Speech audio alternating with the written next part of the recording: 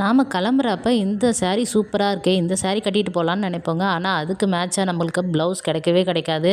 அதுவும் எனக்கு சுத்தமாக கிடைக்காது. நான் எந்த ப்ளவுஸ் எடுக்கிறேனோ கையில், அதுக்கு மேட்சாக சாரீ கட்டுற மாதிரி தான் ஆகுமே. நமக்கு பிடிச்ச சாரீ கட்டவே முடியாது. ஏன்னா ஃபுல்லாக ப்ளவுஸும் ஒரு ஃபுல்லாக பெரிய பேக்கில் வச்சு மொத்தமாக உள்ள மேலன் ஃபுல்லாக கொல்லப்ஸ் ஆயிடுச்சு.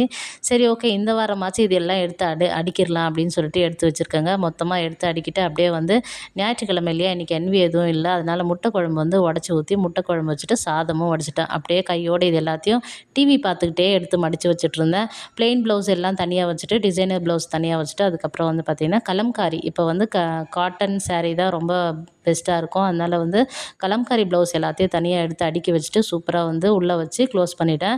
இது ஒரு வாரம் கூட இருக்குமான்னு தெரியாது. அப்புறம் கிளம்புற அவசரத்தில் திரும்ப கீழே மேலேன்னு சொல்லிட்டு ஒரு பெரட்டி எடுத்துருவேன்.